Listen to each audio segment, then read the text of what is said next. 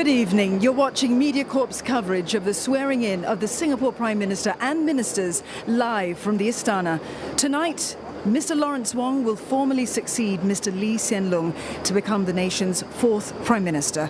Nearly 900 guests are here on the lawn of the Istana tonight.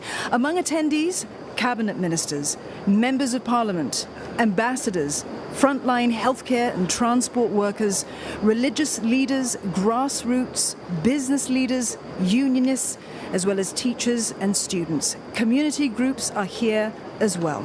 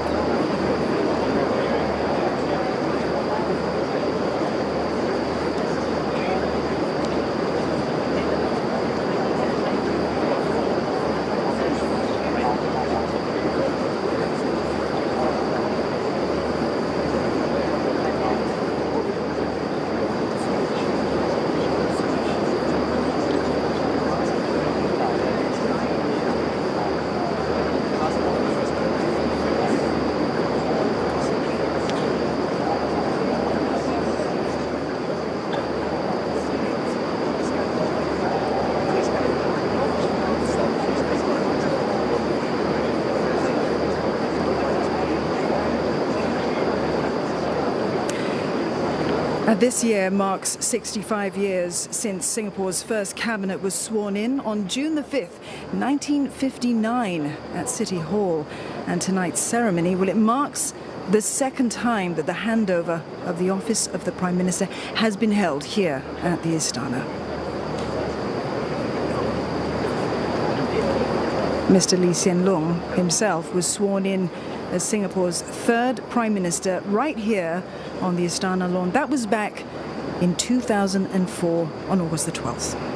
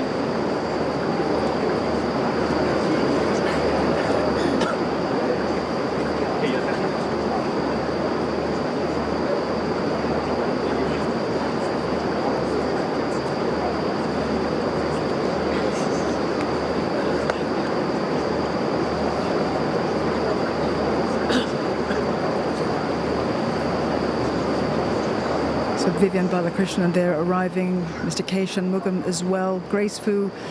These are all members of Mr. Lee Hsien Loong's previous cabinet. Many of them have been appointed for tonight's swearing-in ceremony as well.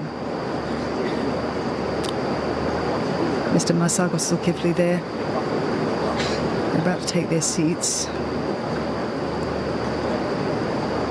for what will be a series of formalities to officially swear these individuals into the incoming Prime Minister's office.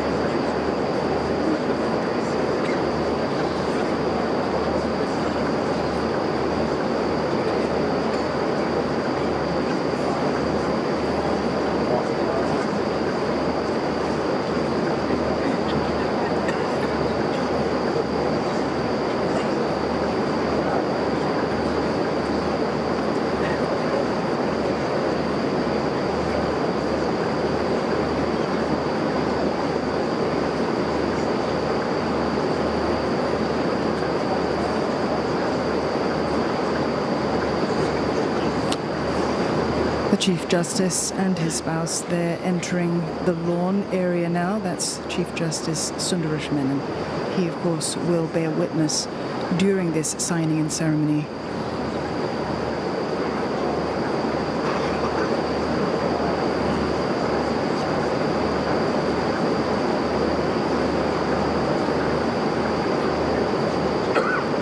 And once again, nearly 900 guests have gathered here on the lawn at Singapore's iconic Istana grounds to observe this ceremony. Entering now, Mr. Gan Kim Yong there, who is, of course, going to be promoted to Deputy Prime Minister, and just behind him, DPM Heng Swee Keat, as well as Senior Minister Teo Chee Hean.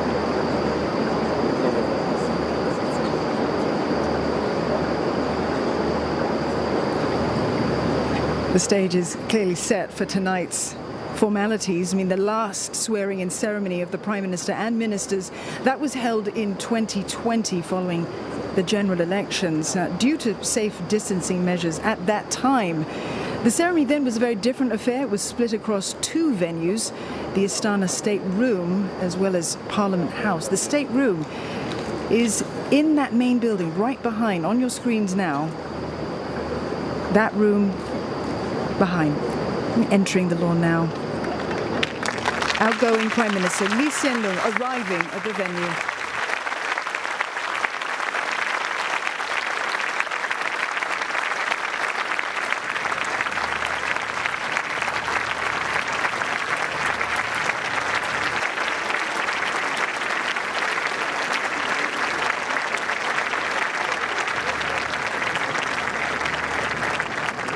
Outgoing Prime Minister Lee Hsien Loong there, arriving to a round of applause from the audience. Now, nearly 20 years ago, that was on August the 12th, 2004, Mr. Lee was sworn in as Singapore's third Prime Minister, right there on the Istana lawn. Across 2 decades as Prime Minister, he helped reinvent Singapore and elevate the country's international standing, flying Singapore's flag high wherever he went.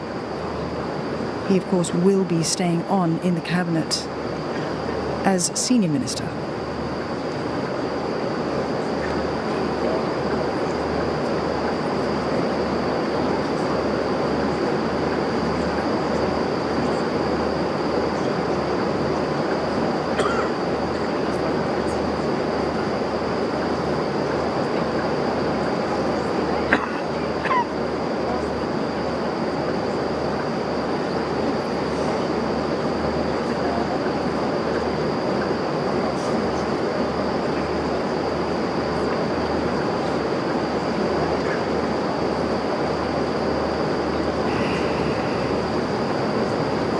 Attendees now at today's event awaiting the arrival of incoming Prime Minister Lawrence Wong.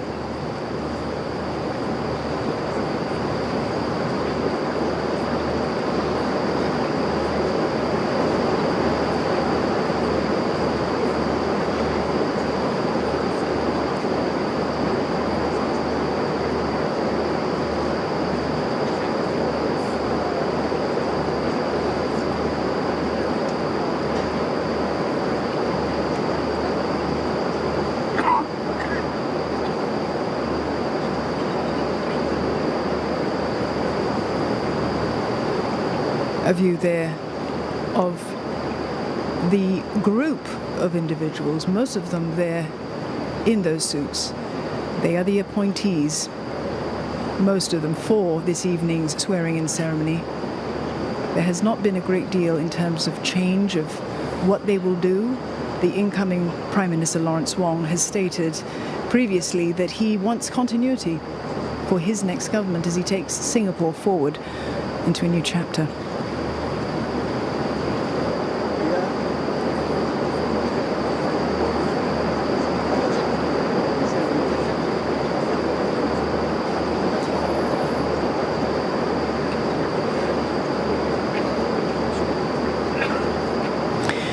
Notably in the crowd as well, a group of former members of parliament who have served in previous Singapore governments.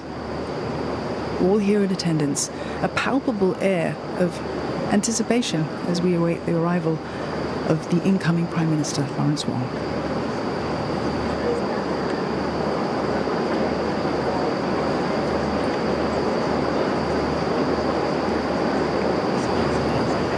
There in the front row, the former President, Tony Tan, together with his wife as well. And of course, beside her, we have the former President, Madam Halimah Yacob.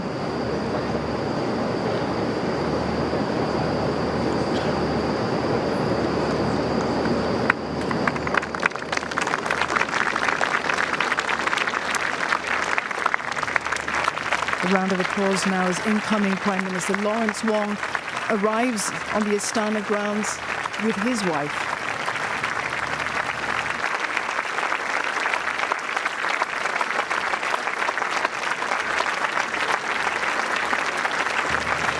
Since entering politics in 2011, he helmed several ministries, including national development and finance, before becoming Deputy Prime Minister. That was in 2022. He was, of course, also the co-chair of the multi-ministry task force that oversaw Singapore's response to COVID-19. Now, that role helped him earn the trust of Singaporeans as well as his colleagues to become the steward of the nation's 4G leadership team.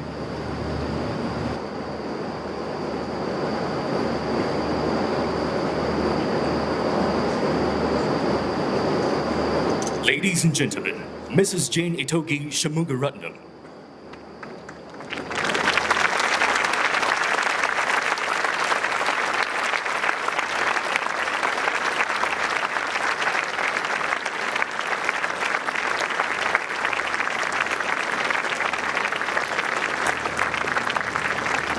There's Mrs. Tharman, the wife of the President, about to take her seat.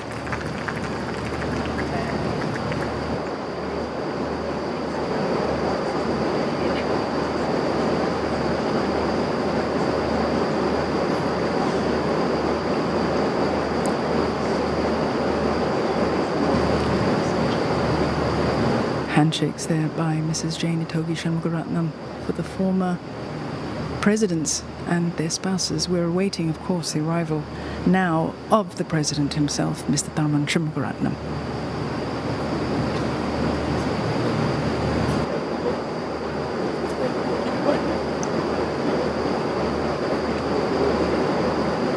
Ladies and gentlemen, the president.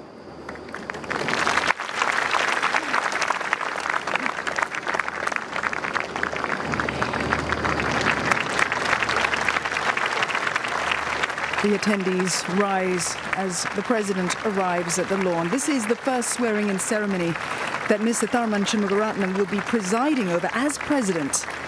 He assumed that role, of course, in September last year. He's flanked by two honorary aides-de-camp, or HADCs. They are there to help coordinate and plan state functions and events that are attended by the president.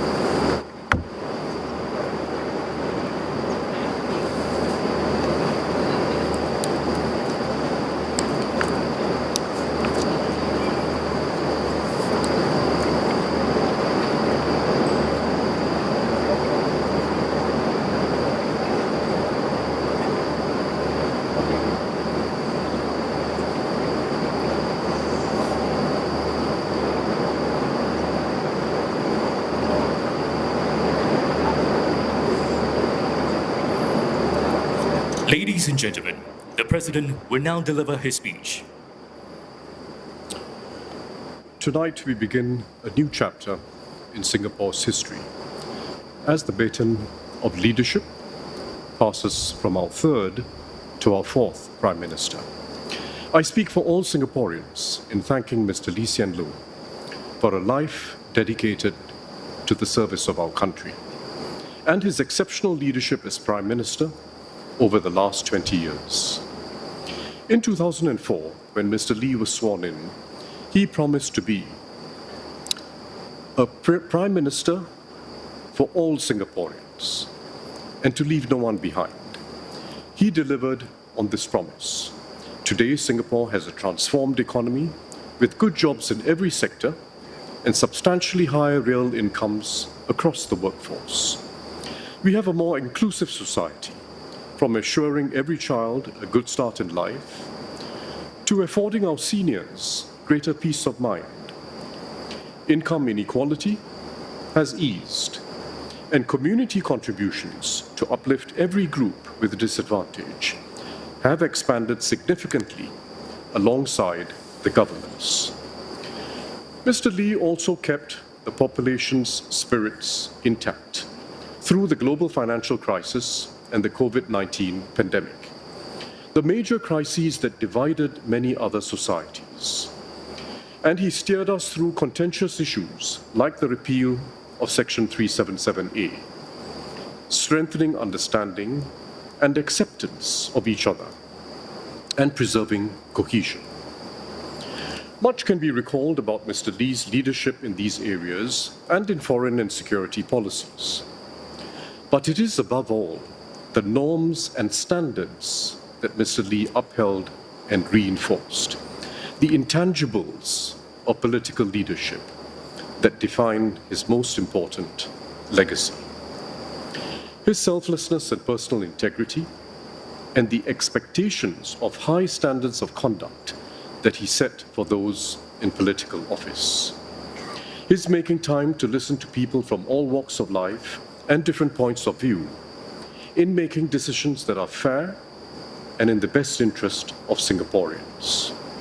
His resolve in tackling difficult issues early, never leaving them to future leaders to resolve, even if it means paying an immediate political price.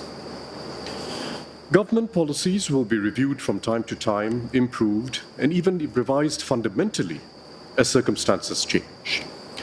But while governments can reverse policies, there is no reversing when standards slide, as unfortunately illustrated by many other countries.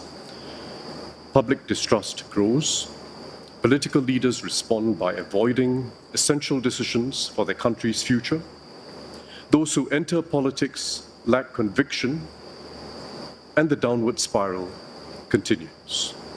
We must never let slide the expectations of integrity, incorruptibility, and conduct that Mr. Lee and his predecessors established. As Prime Minister, leadership succession has been at the top of Mr. Lee's mind.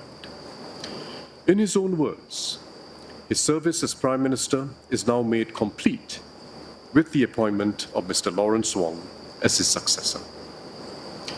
This is once again a smooth and orderly transition in political leadership in Singapore, and only the third in our 6-decade history. No lengthy defense is needed for this because it has worked well for Singapore. It has preserved political stability and allowed government to plan for the long term, while enabling a new team to adjust policies to fit the changing times. Mr. Lawrence Wong takes over as Prime Minister in a period of growing global fractiousness and big power contestation, and a weakening international order. Mr. Wong and his team, comprising both experienced hands and 4G ministers who have had several years of engagement with their international counterparts, are well placed to secure our national interests amid these unpredictable geopolitical currents, and to help advance ASEAN unity. Domestically, Mr. Wong and his 4G team are determined to refresh our social compact. They have laid out their Forward SG roadmap for a more inclusive, resilient, and united Singapore. They will have to find creative ways to deepen our connections as fellow Singaporeans, as our society continues to evolve and people have more diverse views and interests. Those who have worked with Mr. Wong in government and in the community know that he brings his own package of convictions, life experiences, and skills. He is first and foremost someone who listens, as he did in the Forward Singapore exercise. He has played a key role in shaping our economic, fiscal, and social policies. He has worked with the labour movement to advance the interests of workers. As co-chair of the COVID-19 task force, he was calm and decisive under pressure. And on the global stage, he holds its own with international leaders. I have full confidence in Mr. Lawrence Wong's ability to lead Singapore as we venture into uncharted waters internationally and to rally Singaporeans from all walks of life to create the next chapter of the Singapore story together. He will be his own person with his own approach to building consensus and finding the best way forward for the country. And he will no doubt do so to his own rhythm and beat. As President, I'm committed to working with the Prime Minister and his government. Mr. Lee and I embarked on a constructive and harmonious relationship since I took office as President 8 months ago. We met regularly and had candid private discussions on key developments, plans, and the international challenges Singapore faces. We have had a shared understanding of our respective roles and responsibilities in Singapore's system of governance. I look forward to maintaining this close and productive relationship with Mr. Wong. Singaporeans can be assured that our country is in good hands. Mr. Lawrence Wong and his team will build on the strong foundations laid by previous prime ministers and governments and keep our little red dot shining ever more brightly. Our best years are still ahead of us. I now ask Mr. Lawrence Wong to come forward and take his oath of office as Prime Minister, followed by the ministers he has designated as members of his cabinet.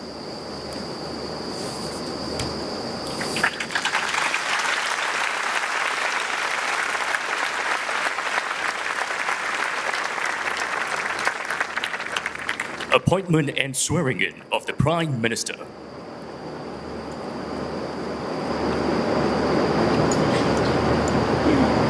Incoming Prime Minister Lawrence Wong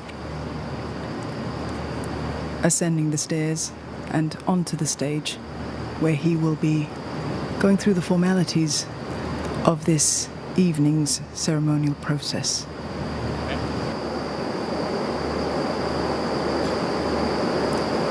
In accordance with Article 26(1)(a) and 2(b) of the Constitution, I formally receive and accept the resignation of Mr. Lee Hsien Loong and his government and declare the office of Prime Minister vacant. In accordance with Article 25(1) of the Constitution, I hereby appoint Mr. Lawrence Wong as Prime Minister of the Republic of Singapore. I now invite him to take his oath of allegiance and oath for due execution of office. The Chief Justice will witness the oath of allegiance and for due execution of office. Sundaresh Menon is the first Singapore-born Chief Justice. He will bear witness tonight to Mr. Lawrence Wong taking the oaths of allegiance and due execution of office. The oath of allegiance. I, Lawrence Wong, having been appointed to the office of Prime Minister, do solemnly swear that I will bear true faith and allegiance to the Republic of Singapore, and that I will preserve, protect, and defend the Constitution of the Republic of Singapore. So help me God. The oath for due execution of office. I, Lawrence Wong, being chosen and appointed as Prime Minister of Singapore, do solemnly swear that I will at all times faithfully discharge my duties as Prime Minister according to law and to the best of my knowledge and ability, without fear or favor, affection or ill will. So help me God. Signing of the oaths.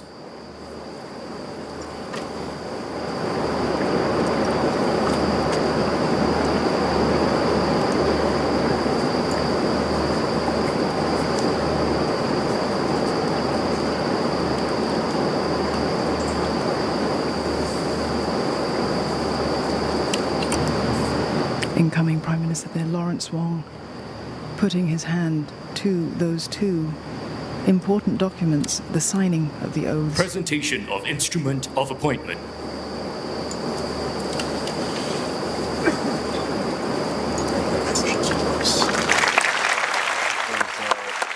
Very large agenda mapped out.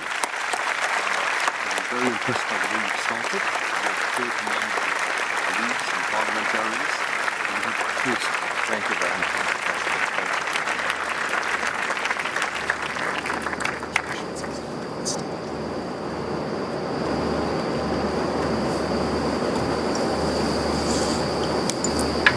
Appointment and swearing in of the ministers. Mr. President, I advise that the ministers in my government be appointed in accordance with my letter of 13 May 2024. I so appoint. Swearing in of the senior ministers and deputy prime ministers. Tonight, Mr. Gan Kim Yong will step up to take on the mantle of Deputy Prime Minister. He retains his role as Minister for Trade and Industry, but first, getting onto the stage and leading the way there, the outgoing Prime Minister, Mr. Lee Hsien Loong.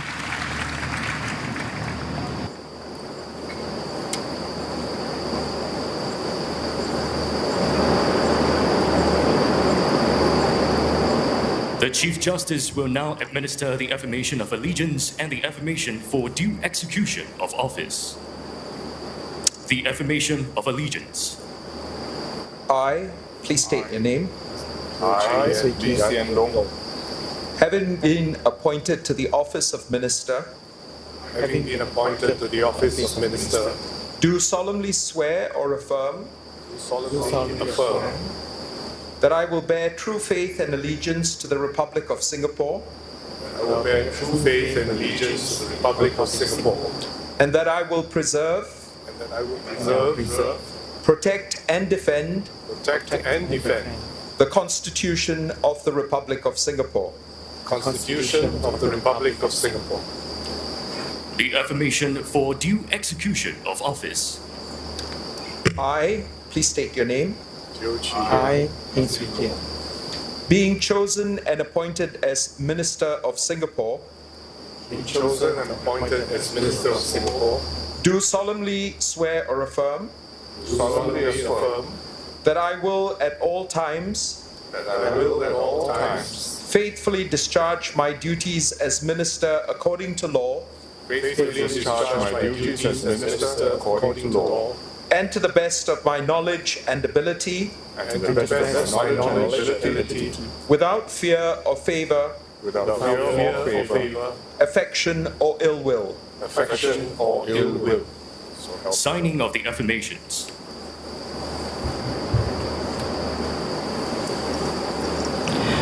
The two senior ministers there and the two deputy prime ministers putting their hand now to the important oaths that they've just taken.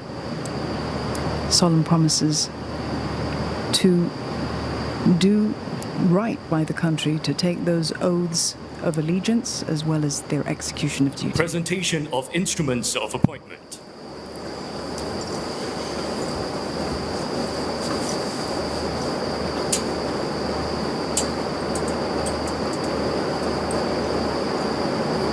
Mr. Lee Hsien Loong, Senior Minister.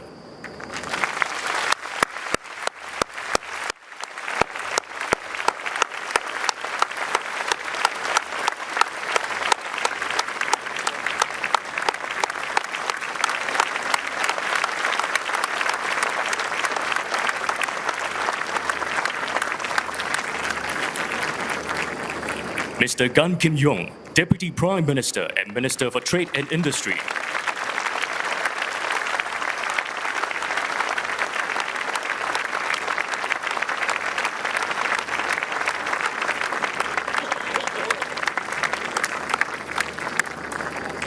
Mr. Heng Swee Keat, Deputy Prime Minister.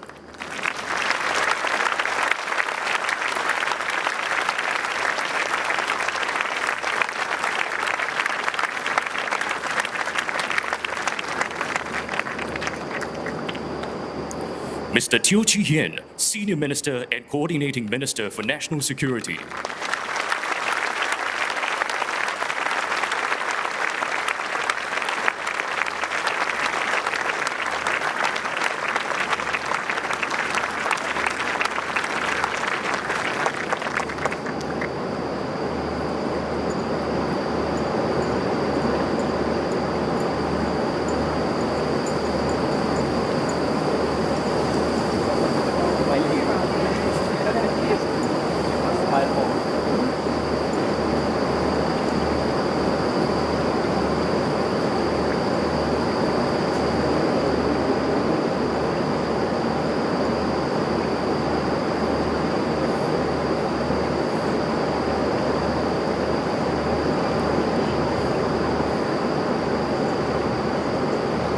Swearing in of the ministers. Tonight's ceremony will see the swearing in of 14 ministers. There are no major changes to the lineup, with all appointees retaining their current portfolios.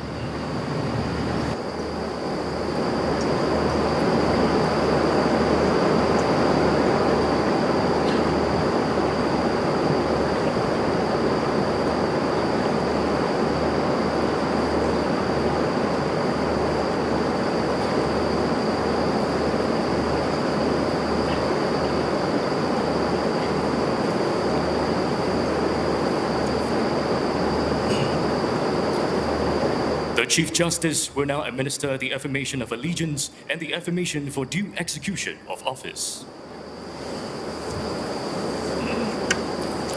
The affirmation of allegiance. I, please state your name. I, National League, Having been appointed to the office of Minister, having been appointed to the office of Minister, do solemnly swear or affirm do solemnly swear that I will bear true faith and allegiance to the Republic of Singapore, that I will bear true faith and allegiance to the Republic of Singapore, and that I will preserve, that I will preserve, protect, and defend protect, and defend the Constitution of the Republic of Singapore. the Constitution of the Republic of Singapore. The affirmation for due execution of office. I, please state your name, I, National League, being chosen and appointed as Minister of Singapore, being chosen and appointed as Minister of Singapore, do solemnly swear or affirm do solemnly swear that I will at all times that I will at all times faithfully discharge my duties as Minister according to law faithfully discharge my duties as Minister according to law, and to the best of my knowledge and ability, and to the best of my knowledge and ability, without fear or favor, without fear or favor, affection or ill will. affection, or ill will. So help me God. Signing of the affirmations.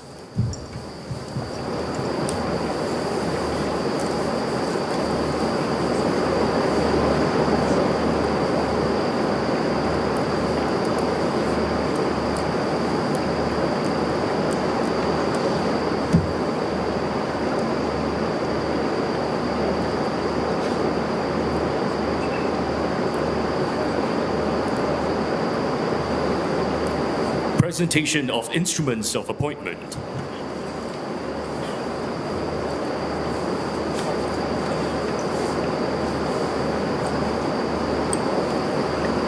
Dr. Ng En Hen, Minister for Defense.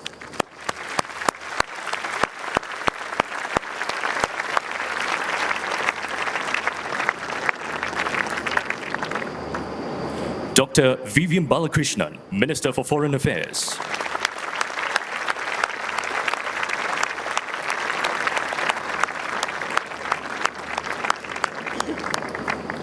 Mr. K. Shanmugam, Minister for Home Affairs and Minister for Law.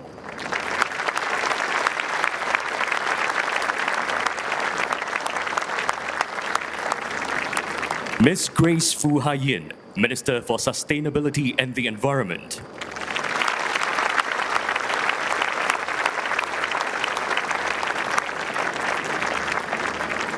Mr. Chan Chun Sing, Minister for Education.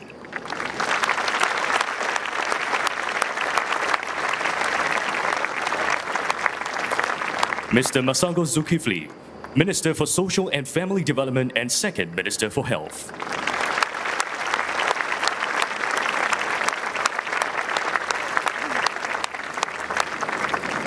Mr. Ong Yi Kang, Minister for Health.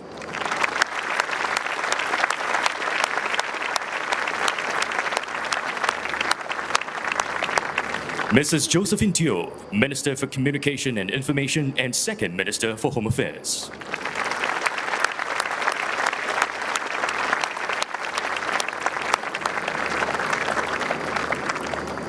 Mr. Desmond Lee, Minister for National Development.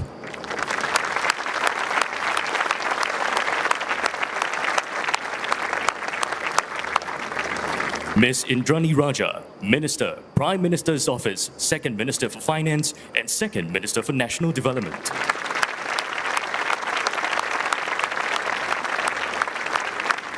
Dr. Muhammad Maliki bin Osman, Minister, Prime Minister's Office, Second Minister for Education and Second Minister for Foreign Affairs.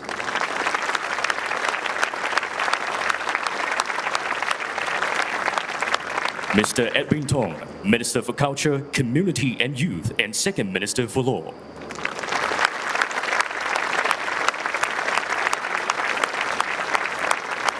Dr. Tan Si Ling, Minister for Manpower and Second Minister for Trade and Industry.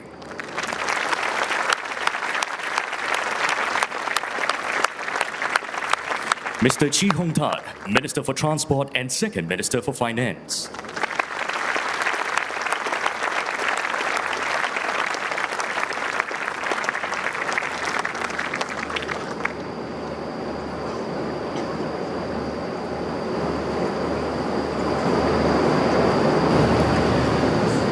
The appointees there receiving their instruments from the President. This group of people, of course, now form the new cabinet for the incoming Prime Minister Lawrence Wong. In making his outline for the people that he would choose, he had said just days ago that he intended for the purpose of that to be continuity and for renewal as well.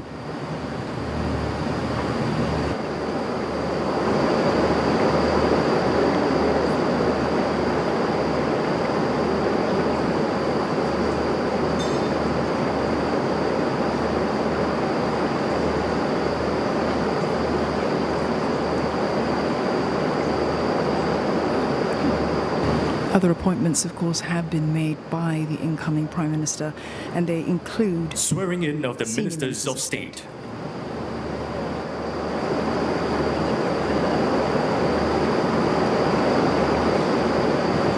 And there they are, rising from the second and third rows there of the front block.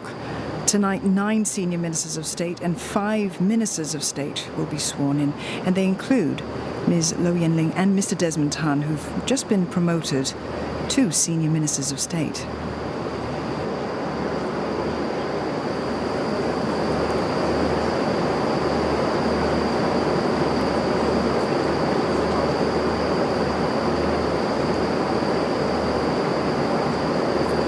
The Chief Justice will now administer the affirmation of allegiance and the affirmation for due execution of office. The affirmation of allegiance. I, please state your name. I, having been appointed to the office of minister, do solemnly swear or affirm that I will bear true faith and allegiance to the Republic of Singapore, and that I will preserve,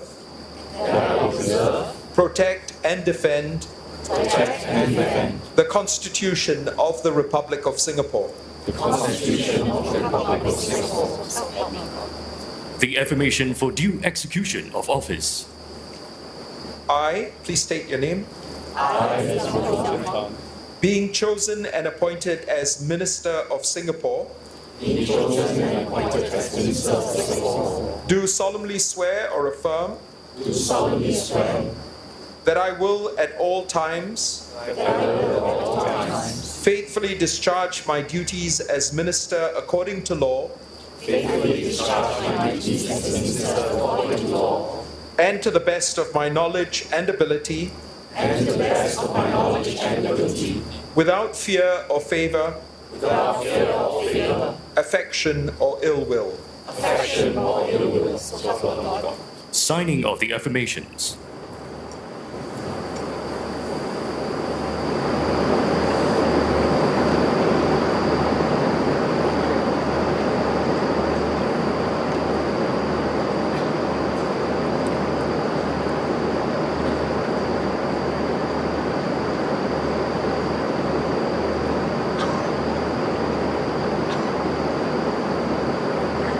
Presentation of instruments of appointment.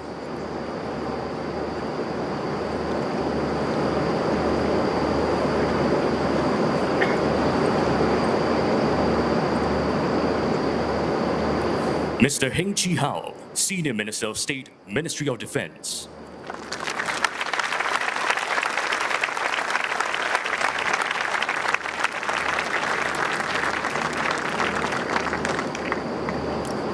Dr. Amy Koh Lian Suan, Senior Minister of State, Ministry of Sustainability and the Environment and Ministry of Transport.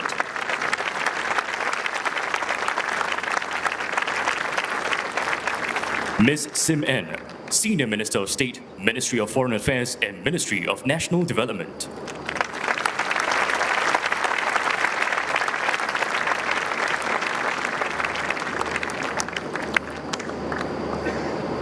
Dr. Janil Puducherry, Senior Minister of State, Ministry of Communications and Information and Ministry of Health.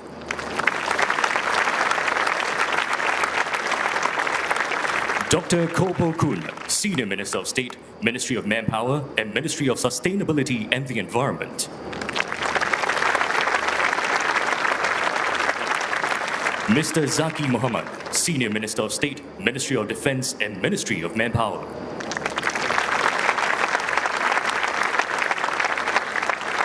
Mr. Tan Kit Hao, Senior Minister of State, Ministry of Communications and Information and Ministry of National Development.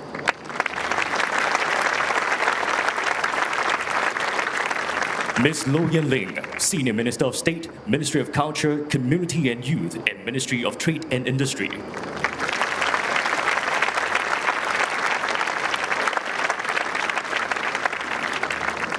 Mr. Desmond Tan, Senior Minister of State, Prime Minister's Office.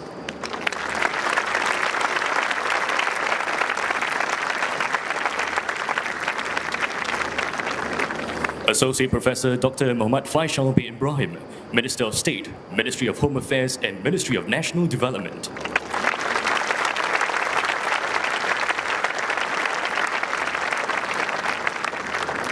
Ms. Sun Xueling, Minister of State, Ministry of Home Affairs and Ministry of Social and Family Development.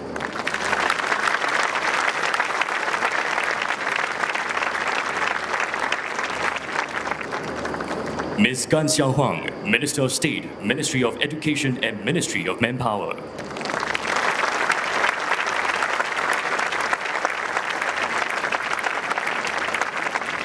Mr. Elvin Tan, Minister of State, Ministry of Culture, Community and Youth and Ministry of Trade and Industry.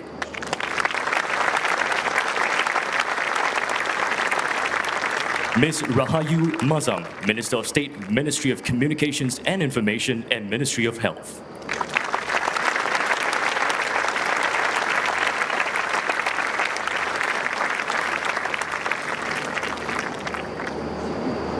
You've just seen there the 9 senior ministers of state and 5 ministers of state signing their affirmations Mr. President, as well as receiving ladies and gentlemen, their the instruments Prime Minister of office.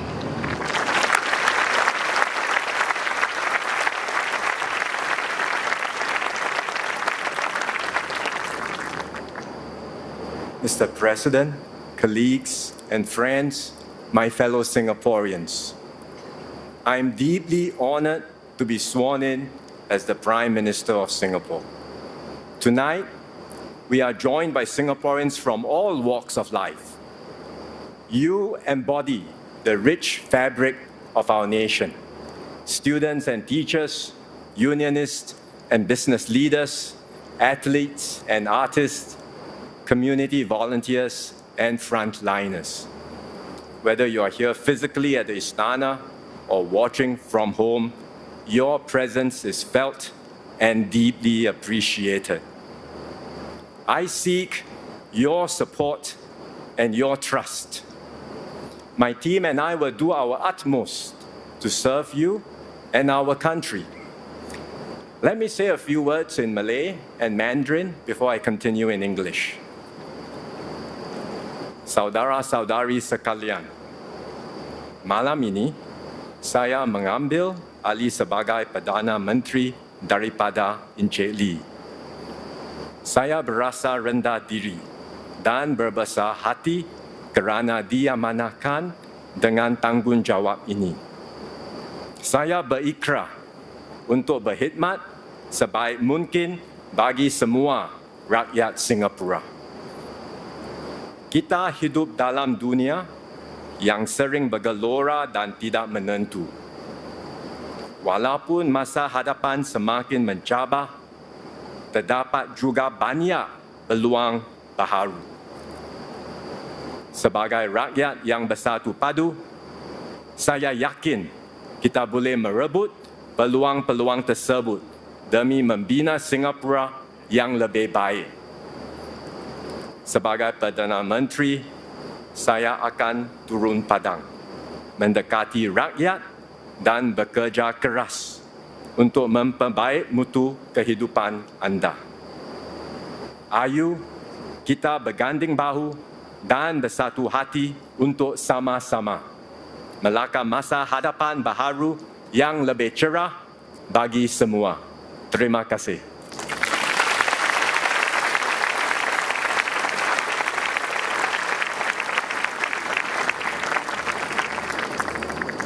各位同胞，我很荣幸能接替李显龙先生出任我国总理，以这个新的身份继续为人民服务。在未来的日子里，我将竭尽所能，担起这项重任。这些年来，李先生为新加坡鞠躬尽瘁，做出了很多贡献。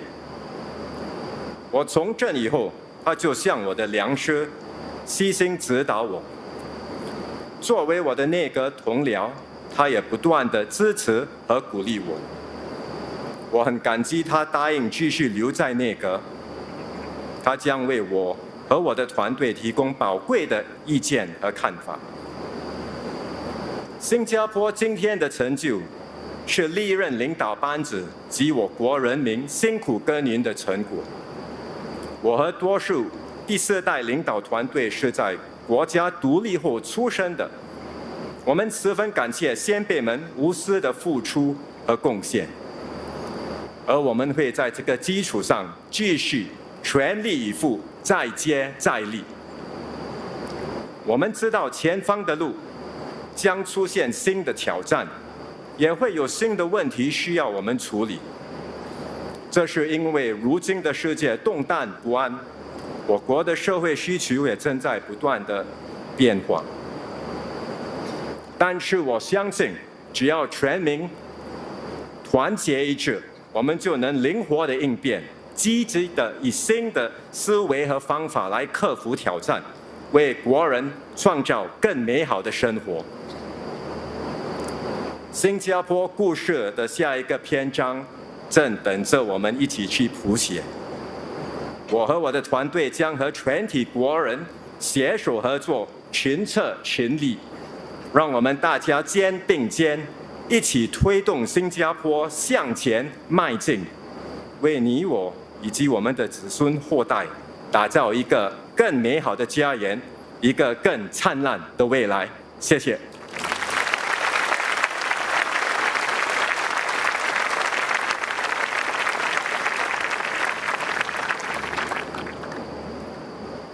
Today marks a significant milestone, a passing of the baton not just between leadership teams, but also across generations. I am the first Prime Minister of Singapore to be born after independence. Almost all my colleagues in the 4G team were also born after 1965. My generation's story is the story of independent Singapore. Our lives are testimony to the values that forged our nation. Incorruptibility, meritocracy, multiracialism, justice and equality. These principles are deeply ingrained in all of us. We understand the vital importance of good leadership, political stability, and long-term planning. We ourselves are the beneficiaries of the imaginative policies of our founding fathers, pursued resolutely and patiently over decades. Shaped by these experiences, our leadership style will differ from that of previous generations. We will lead in our own way. We will continue to think boldly and think far. We know that there is still much more to do. For the story of our island nation continues to unfold. There are many more pages to write, and the best chapters of our Singapore story lie ahead. As we write the next chapters, we are not starting from scratch. We stand on the shoulders of giants. Mr. Lee Kuan Yew and his team led us through independence and established the key pillars of governance. Mr. Goh Chok Tong and his team took us through the next lap and nurtured a kinder and gentler society. These are important foundations we will build on. Tonight, I record our nation's gratitude and my own to Mr. Lee Hsien Loong.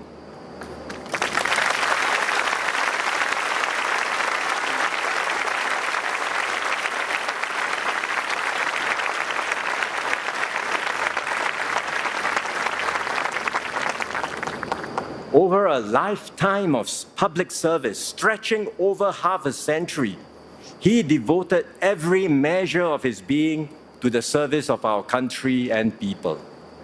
Under his stewardship, Singapore navigated external as well as domestic changes and overcame multiple crises. Mr. Lee spoke often of the need to keep Singapore exceptional. He was exceptional himself in his devotion, his selflessness, and his dedication to serve.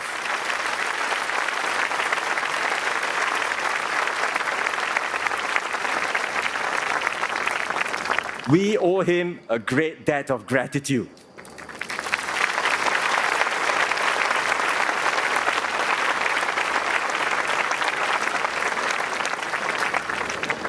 I am grateful that Mr. Lee and the more experienced ministers will continue to serve in my cabinet. They will provide continuity as I renew and strengthen the team with new members. One of my key priorities is to identify and persuade younger Singaporeans, men and women in their 30s and 40s, to join our team. So I call out tonight to all my fellow citizens, help me to provide Singaporeans with the government they deserve. Let us make a difference and serve our nation together.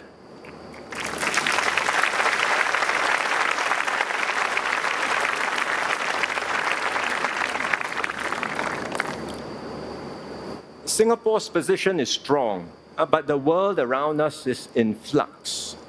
For 30 years since the Cold War ended, we enjoyed unprecedented peace and stability in the Asia-Pacific. Unfortunately, that era is over. It will not return. Now we face a world of conflict and rivalry. The great powers are competing to shape a new, yet undefined global order. This transition will be marked by geopolitical tensions as well as protectionism and rampant nationalism everywhere. It will likely stretch for years, if not decades. As a small country, we cannot escape these powerful cross-currents. As an open economy, our livelihoods will be hit when multilateralism fractures. As a diverse society, we will be vulnerable to external influences that tug us in different directions. We must brace ourselves to these new realities and adapt to a messier, riskier, and more violent world. Fortunately, our international standing is high, and the Singapore brand is admired and trusted worldwide. We seek to be friends with all while upholding our rights and interests. We value the centrality of ASEAN and its efforts to foster regional cooperation and integration. We hope for stable US-China relations and will continue engaging both powers, even as issues inevitably arise between them. We will strengthen our partnerships near and far and advance Singapore's interests so as to better shape outcomes for ourselves as well as the world. This is not the first time that we've had to confront tough external circumstances. We've done so repeatedly over the last 6 decades. Each time, we have weathered the storms and emerged stronger. The key to our success is our high level of trust in each other and our ability to work well together. Singapore has always been a diverse country, many races, many religions, many languages, and more so now than before. Yet we've strengthened our bonds as one people. We've achieved this not by denying our differences, but by embracing them. We have ensured that every community, every religion, and every linguistic group, big or small, feels included, respected, and valued. When issues arise between communities, and from time to time they will, we do not accentuate our differences. Instead, we accept them. We seek pragmatic compromises and find as much common ground as possible. We do so always in an atmosphere of mutual respect and trust. This is the ethos that will guide me and my team. This is how we will continue to evolve and strengthen our Singapore identity. It is never about subtracting, but always about adding. It's never about contracting, but always about expanding. So from our diversity, we forge unity.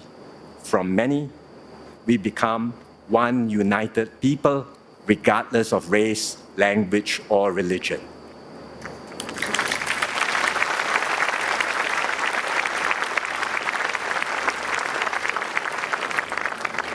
This collective striving for unity saw us through the COVID pandemic, the crisis of our generation. We responded effectively to the pandemic because we trust one another. The way we dealt with the crisis, together saving lives and livelihoods, deepened our social capital and made us a better and stronger people. COVID was a baptism of fire for me and my team. It reinforced my conviction that our exceptional performance as a nation lies not in any one person or any single institution, but in how well we work together as one team Singapore. As Prime Minister, I will lead and bear responsibility for the decisions I take, but I will also engage and maximize the combined energies, imaginations, and strengths of all Singaporeans. That is how we will take our nation forward in this dangerous and troubled world. Today, Singapore is at a high economic level compared to most other countries. By international standards, we have built excellent systems of education, housing, healthcare, and transport. But our circumstances are changing, technology is advancing, and our population is aging fast. So we cannot afford to cruise along. We must continue to do our best to improve, upgrade, and transform Singapore. I am convinced we can and we must do better. This is why I launched the Forward Singapore exercise. We listened to and spoke with many of you. We distilled your aspirations into a shared vision for our future. Forward Singapore represents the ambitions of our generation. It expresses our resolve to keep our society strong and united, to share the benefits of progress with all, not just some, to uplift all Singaporeans, not just a few. Younger Singaporeans in particular have spoken clearly. They will strive and work hard for their goals, but they do not wish to be trapped in an endless rat race of hyper-competition. They want a refreshed Singapore dream, one that is not defined by material success alone, but also offers meaning and purpose in their careers and their lives. I am determined to help Singaporeans realize your dreams. With our tripartite partners, we will continue to build a vibrant economy and create good jobs for all. We will find new ways to be productive and innovative and achieve a better balance where work is purposeful and life is meaningful. We will foster a fairer, more just, and more equal society. We will look after our seniors, the vulnerable amongst us, and those with special needs. We will support all Singaporeans, regardless of their start points, age, or ability, to uplift themselves and lead fulfilling lives. My team and I will do more in all of these areas. We need your help too, to support our fellow citizens and to renew our commitment to each other. Then we can build a Singapore where everyone succeeds in being the best possible version of themselves. We can be a people who are more inclusive, gracious, and big-hearted. We can be a society where every Singaporean matters and a Singapore that matters to every Singaporean. These are ambitious goals. There are no easy formulas to apply, no available models to follow. We will have to experiment, discover fresh solutions, and blaze new paths. Along the way, there will be voices that doubt our ability to go further. This skepticism has been with us since the beginning. Many have said that Singapore won't make it. Yet, time and again, we have proved the doubters wrong. And we will do so again.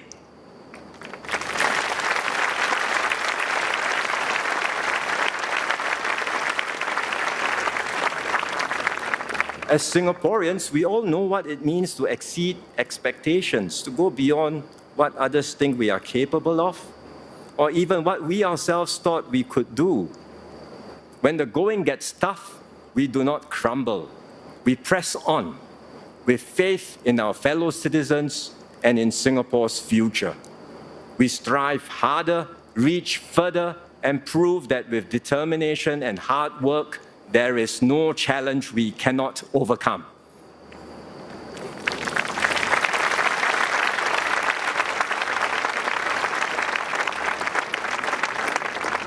I will bring this same spirit into my new role.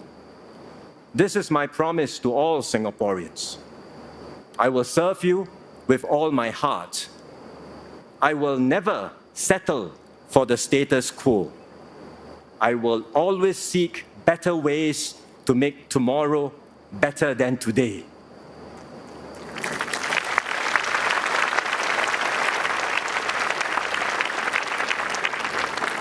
My mission is clear: to continue defying the odds and to sustain this miracle called Singapore, so that we can reach even greater heights, so that we can be a beacon of hope and unity for ourselves and our children.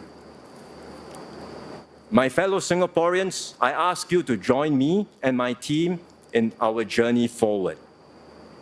Everyone will have a stake in our nation's progress. Everyone will play a key role in shaping our future.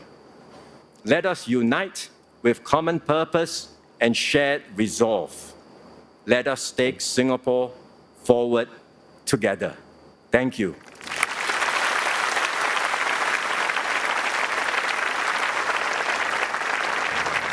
You have just heard Mr. Lawrence Wong deliver his maiden address as Singapore's fourth Prime Minister, calling the event a significant milestone, a generational change for the country.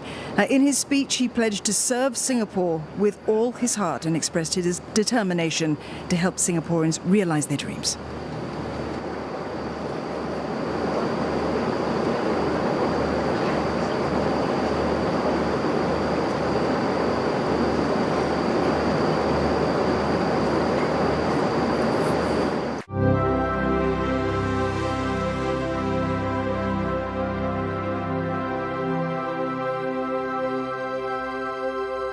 My name is Lawrence Wong. I was born in 1972. Singapore was a young nation with not much to our name. Our population was just over 2 million, and 66% of us were under the age of 30. But that did not stop our pioneers from believing in new possibilities and working hard to improve their lives. My parents were part of this story. My father, he came from Hainan Island as a teenager.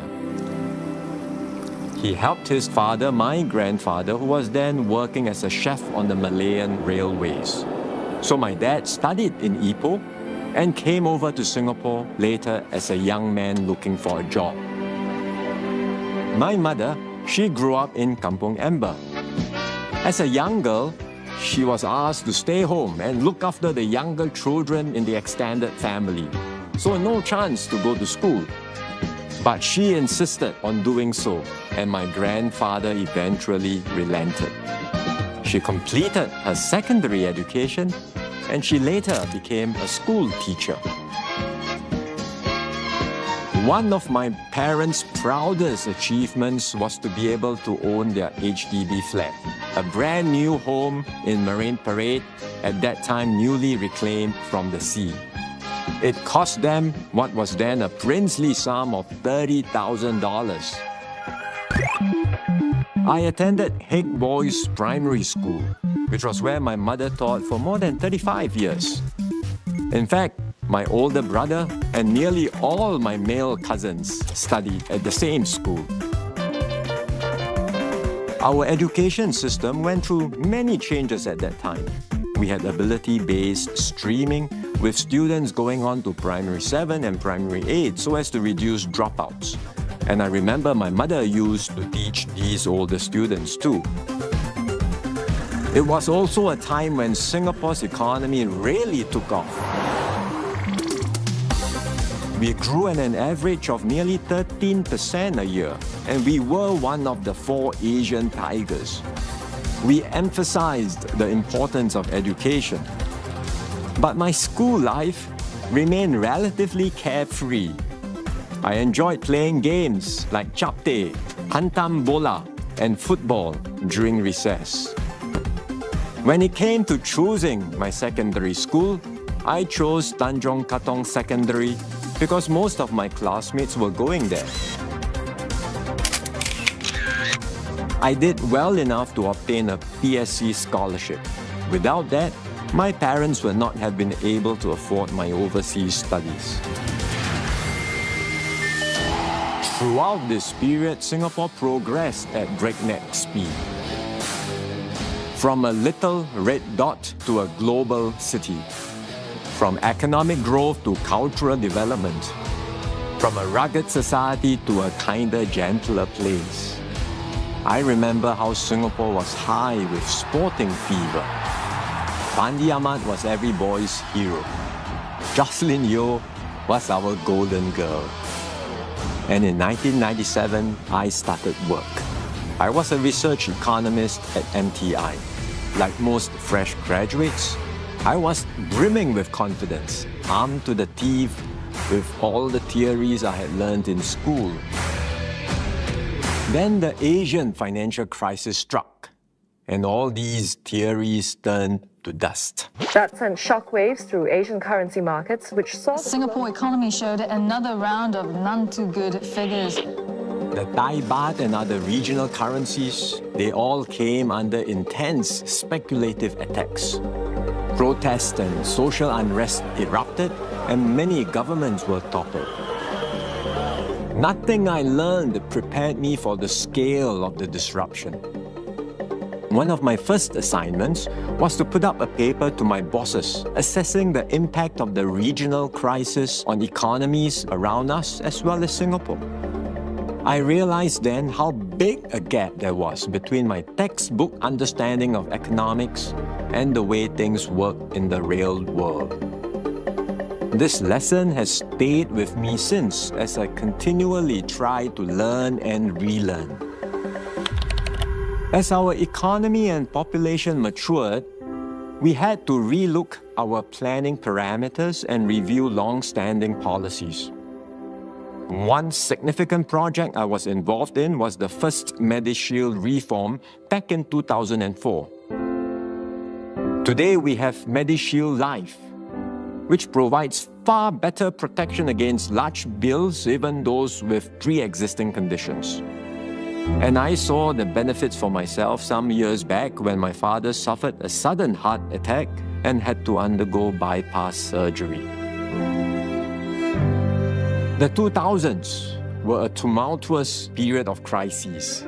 The dot-com bust, SARS, and the global financial crisis. They crippled our economy, but they did not deter us. We restructured and diversified our economy, and we ensured that Singaporeans continued to get good-paying jobs.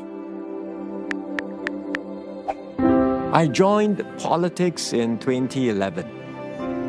I did so in part because I was fortunate enough to serve Prime Minister Lee Hsien Loong as his principal private secretary. I had seen what devotion to country and people meant. He inspired me to consider what more I could do to contribute to the Singapore story. It has been quite a ride since then, taking on different portfolios from culture and community to national development, education, and finance. And during COVID-19, as co-chair of the multi-ministry task force, I saw firsthand how Singaporeans supported and looked out for one another throughout the crisis. It was this whole of nation coming together that really made the difference. Almost alone in the world, Singaporeans emerged a stronger people from COVID-19 than we were before the crisis. More resilient, more linked, more joined up, and more closely connected. And this is why I launched Forward Singapore last year, to refresh our social compact, build on the strong links that exist in our communities, so as to make this place an ever more fair, just, and equal society. My story, like so many others in Singapore, is a story of possibilities. If you asked me 30 years ago if I had envisaged all this, my answer is no. My father, who died 3 years ago, would certainly have been surprised that a son of someone of his background could become Prime Minister. But it would have vindicated his faith that he had made the right choice coming to Singapore. My life spanned Singapore's stunning, rapid growth and development from third world to first in less than 6 decades. The world today is vastly different from the one I was born into. In 1972, no one talked about climate change. Now, we know it will pose a challenge to our very existence as an island nation. In 1972, there was no personal computer, no smartphone, not even fax machines or pages. Smart machines, thinking machines, they existed only in science fiction. Today, our work, our industries, our societies are all about to be changed, perhaps beyond recognition by AI. In 1972, US President Richard Nixon made his historic visit to China. No one could have predicted then that China would grow so rapidly to become the world's second largest economy. And not only China, now India too. The fraught and complex geopolitical challenges that a small city-state like Singapore will have to navigate today would have been unimaginable in 1972. How do we ride these challenges, take advantage of the opportunities that will arise, and continue to thrive and prosper? These are questions that we will all have to wrestle with. And you know, I cannot do this alone. I need the help of all my colleagues, my fellow citizens, young and old, in every community, in every profession. Each and every one of you. Much as we have accomplished, there is still much more to do. Let us write the next chapter of our Singapore story. Let us take Singapore forward together.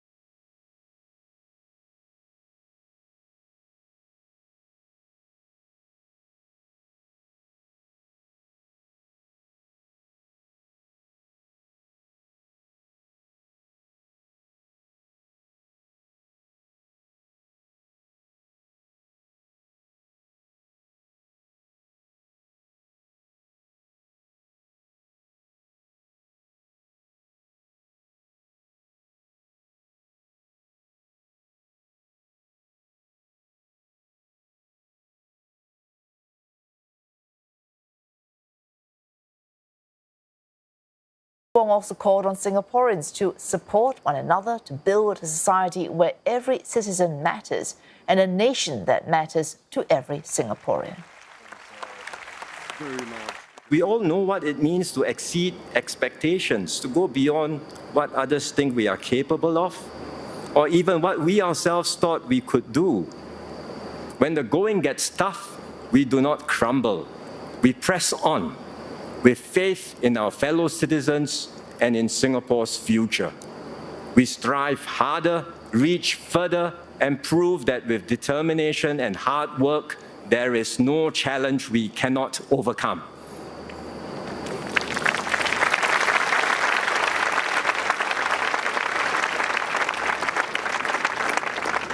I will bring this same spirit into my new role.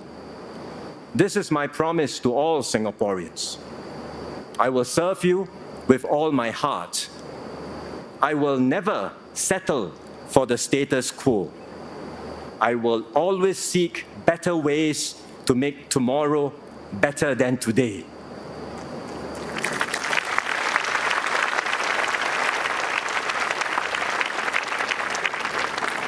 My mission is clear: to continue defying the odds and to sustain this miracle called Singapore, so that we can reach even greater heights, so that we can be a beacon of hope and unity for ourselves and our children.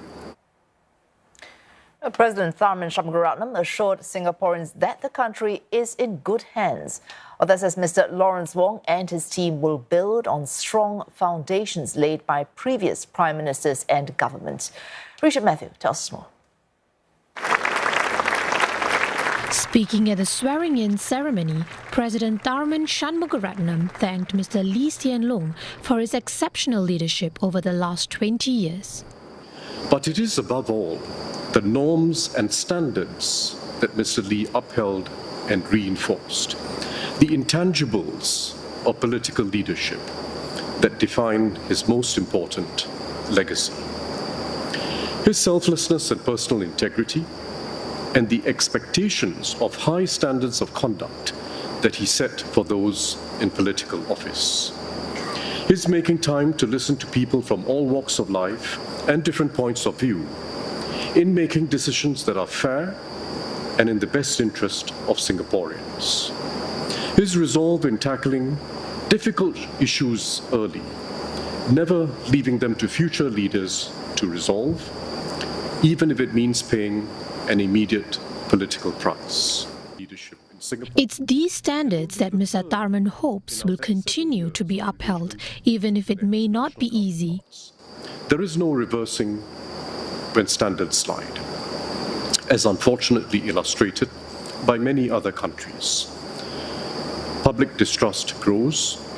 Political leaders respond by avoiding essential decisions for their country's future. Those who enter politics lack conviction, and the downward spiral continues.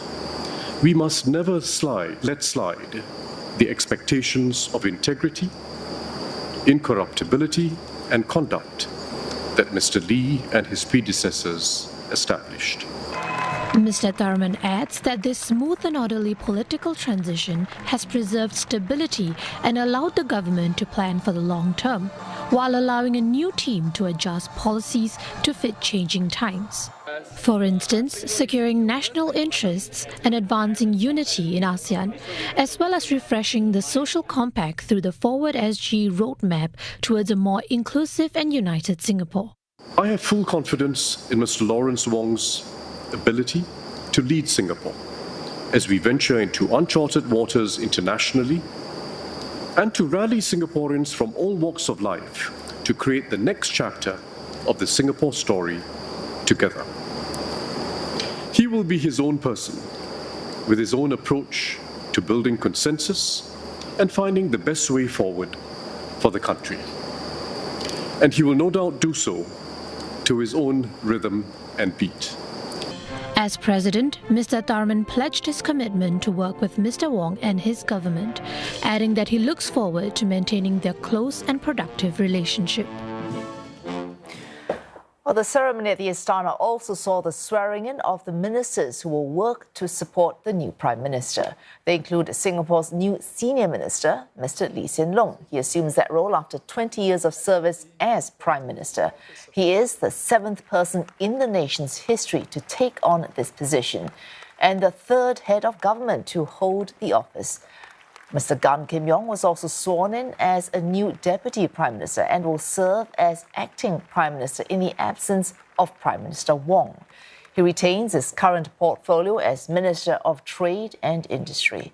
Mr. Gan joins Deputy Prime Minister Heng Swee Keat, who will continue as DPM. Senior Minister Teo Chee Hean will also retain his current portfolio.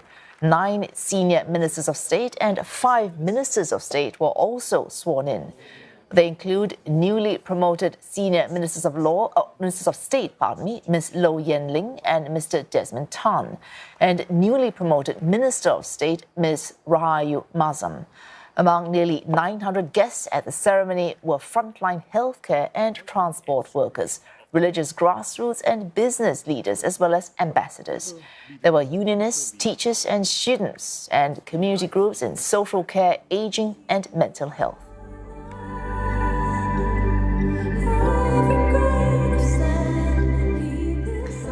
The ceremony ended with a performance of a song that has come to symbolize values that shaped Singapore's battle with COVID-19.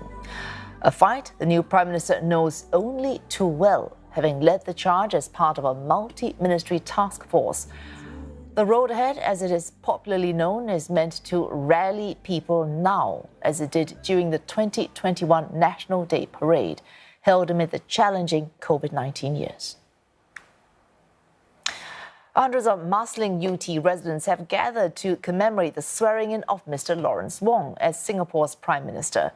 Mr. Wong is an MP of this GRC. This is where he has served for nearly a decade. For more, Sherlyn Sia joins us live from UT. Sherlyn, tell us what's happening where you are.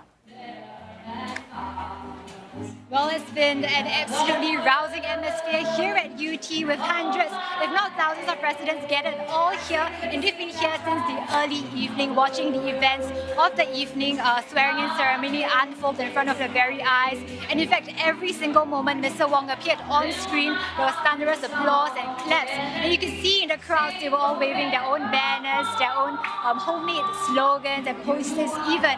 And as you can see around me right now, people are still basking in the atmosphere. They're having a sing-along session, and the atmosphere has been very, very electric. Now, I spoke to some of them earlier as well, and they told me how important and special this moment is for them, because Mr. Wong, after all, has served this area for nearly a decade, since his team won the general election in 2011. And since then, the area here has seen countless initiatives, projects, and it's not just from individual Meet the People sessions that they've gotten such important memories of Mr. Wong, but in fact, there have also been some constituency-wide projects like upgrades to facilities, and the youth here have also gotten a chance to get to know him more at some of the engagement sessions. Now, let's have a listen at what some of these residents had to say. Coming up next, ladies and gentlemen, we have... See from the behind, the people are very cheerful. I think he's very good in connection, and he's very down to earth. So whenever he comes to any event, he really like to talk to the residents to find out what they have and what they need. A good person to contribute for this area. We see the significance of the improvement of the activity to improve this of the environment. Whenever there's community events around the area, he's always there, and he even planted a tree below my block, and so yeah, it's really great. So yeah, I can tell I can put my trust and faith in him, and I can tell he'll do really great things for the country.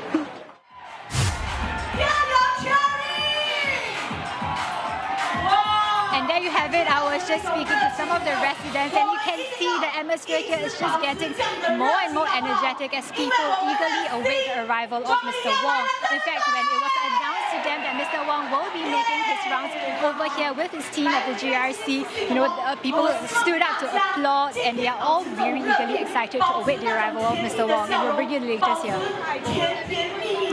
And thanks to that, Sherlyn. We'll be speaking to Sherlyn Sia, reporting live from UT.